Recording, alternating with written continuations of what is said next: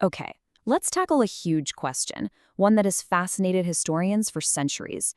What is the actual hard evidence that Jesus of Nazareth even existed?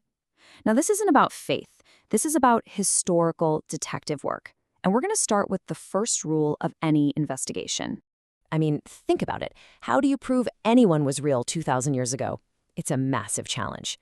There are no photographs, no birth certificates, nothing like that. It all comes down to the quality and the timing of the written sources. So, how does the evidence for Jesus stack up? All right, first things first, let's look at the documents we actually have to work with. The primary sources for Jesus are, of course, in the New Testament. But the order they were written in, yeah, that might surprise you. So you'd probably think the four Gospels are the place to start, right? The earliest sources? Well, they're not. The very first written accounts we have are actually the letters of Paul from around the 50s AD. And who was Paul? Originally, he was an enemy of the whole Christian movement, actively trying to stamp it out before his own radical conversion. That makes him a pretty fascinating first witness. Then, a couple of decades after Paul, that's when we get the Gospels, Matthew, Mark, Luke, and John. And it's really important to understand what these texts were. They fit perfectly into a literary genre from that time called Greco-Roman biography. It wasn't like a modern day-by-day diary. It was all about capturing the essence of a person's life, their character, and their teachings. And here is what's so remarkable. We have four of them. Four separate biographical accounts of Jesus' life. For any single person from this period of history, especially someone who wasn't an emperor or a famous general, having four biographies is, well, it's pretty much unheard of. Okay, but four sources, what does that actually mean? It doesn't mean a whole lot without some context, right? To really get a handle on the strength of this evidence, we need a benchmark. We need to compare it to someone else. So let's pick the most powerful, most famous man alive at the exact same time. And for our benchmark, let's use the Roman Emperor Tiberius.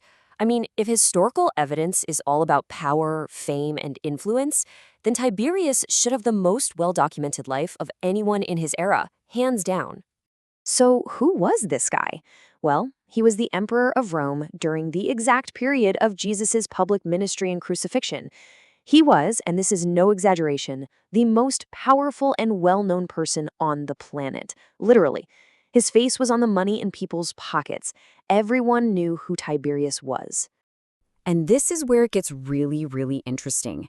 Just like Jesus, the main historical record for Emperor Tiberius, it's also built on four main biographical sources. So on the surface, it looks like a tie. But is it? All right, it is time for the showdown.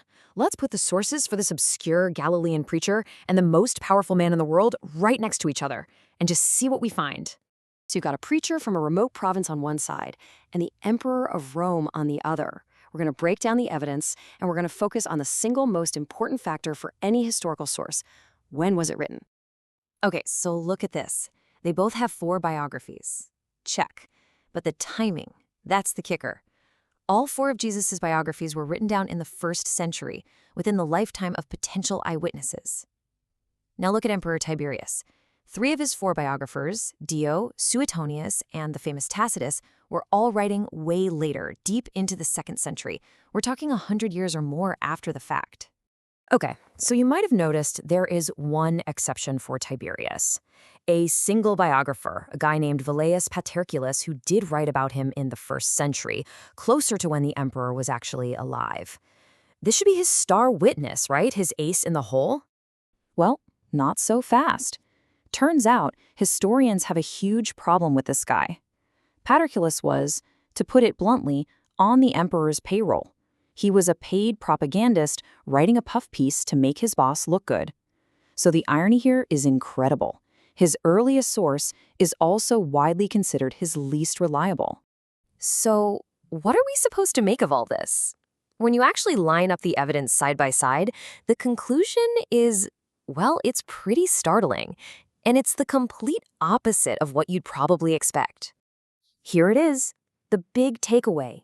The written accounts for Jesus, this obscure preacher from a backwater province, were written closer to the time he actually lived than most of the accounts for the emperor of Rome himself.